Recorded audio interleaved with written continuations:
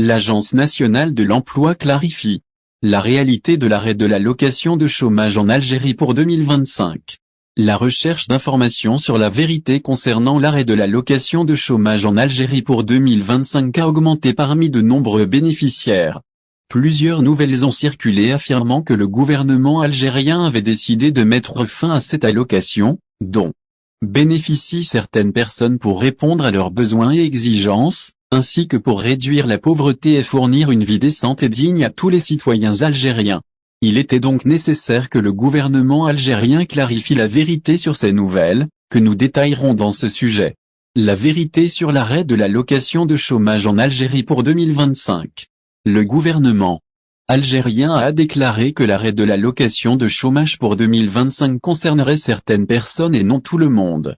Les catégories pour lesquelles le soutien sera suspendu sont les suivantes. 1. Les familles bénéficiaires recevant un soutien d'une autre institution ou programme. 2. Lorsque le chef de famille est décédé et qu'il était le bénéficiaire principal de l'allocation. 3. En cas de refus permanent des emplois proposés par l'allocation. 4. Lorsque le bénéficiaire obtient un emploi dans le secteur privé ou public avec un salaire mensuel fixe. 5. Lorsque l'épouse du bénéficiaire trouve un emploi stable avec un salaire fixe chaque mois. Procédure d'inscription à l'allocation de chômage. L'Agence nationale de l'emploi a expliqué la procédure à suivre pour que les citoyens puissent s'inscrire à l'allocation de chômage. Cette procédure se fait en ligne en suivant ces étapes. 1. Rendez-vous sur le site web de l'Agence nationale de l'emploi. 2. Connectez-vous en entrant votre mot de passe et votre nom d'utilisateur. 3.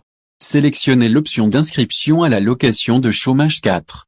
Utilisez les documents requis. 5. Cliquez sur Envoyer pour que la demande soit examinée par les autorités compétentes. 6. Suivez l'état de votre demande pour savoir si elle a été acceptée ou non.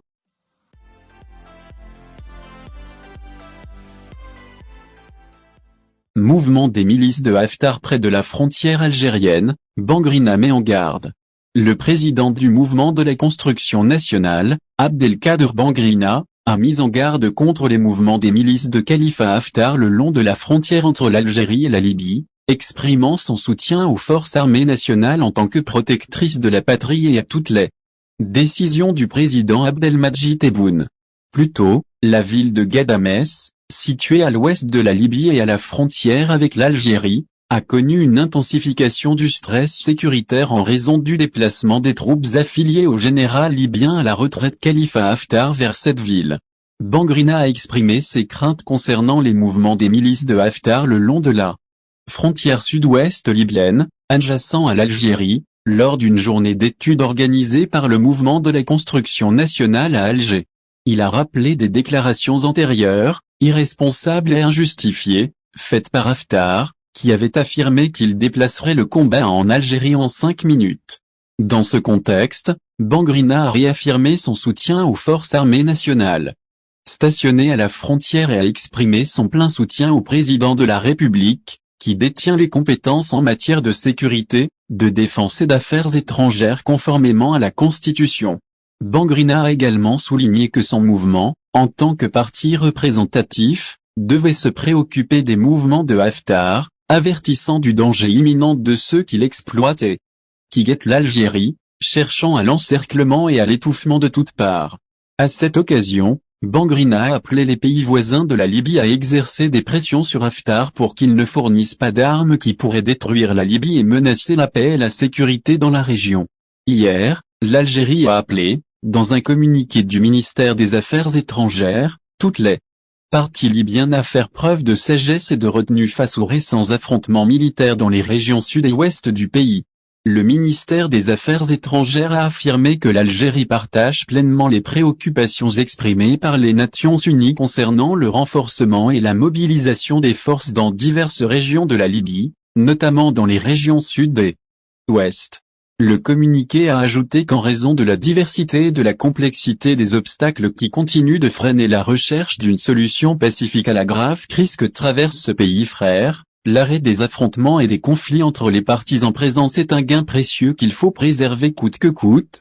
Ainsi, le communiqué précise que l'Algérie appelle toutes les parties libyennes à faire preuve de sagesse, de retenue et de discernement pour éviter à leur pays et à leur peuple les conséquences catastrophiques de la reprise des affrontements, dont les premières victimes seront les objectifs qu'ils recherchent, et que nous recherchons avec eux, une solution pacifique à la crise, la réconciliation entre les Libyens, la réunification des institutions, notamment des institutions sécuritaires, la fin des interventions étrangères, et l'ouverture d'une nouvelle ère de sécurité, de stabilité et de prospérité pour ce pays frère. La Libye est en proie à une crise politique croissante avec deux gouvernements en place, l'un à l'est, mandaté par le Parlement, et l'autre à l'ouest, issu des accords politiques parrainés par les Nations Unies. Le gouvernement de Tripoli, dirigé par Abdelhamid Dbeba, refuse de céder le pouvoir autrement que par des élections. Les premières élections présidentielles en Libye, prévues pour le 24 décembre 2021, ont été annulées en raison de différends politiques entre les diverses parties de la crise libyenne, ainsi que de désaccords sur la loi électorale.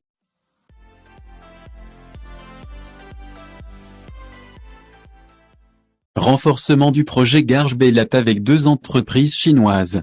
Le projet d'exploitation du minerai de fer dans la mine de Garaj Bela, située dans l'état de Tindouf, a été renforcé par l'arrivée de deux sociétés chinoises qui ont commencé leurs activités hier, mercredi.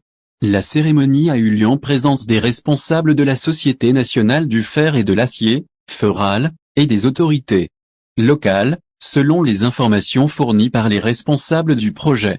Lors de la cérémonie d'inauguration, Reda Belhaj, directeur général de Feral, a confirmé que ces deux sociétés chinoises, en collaboration avec Feral, adopteront de nouvelles technologies pour traiter la séparation du phosphore du fer.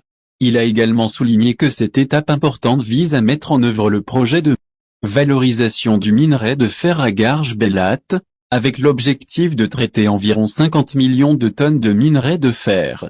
Ce minerai sera ensuite transporté vers le nord du pays, à Béchar, où une usine sera installée pour traiter et produire environ 10 millions de tonnes de concentré de minerai de fer, en partenariat avec Tosyali Algérie.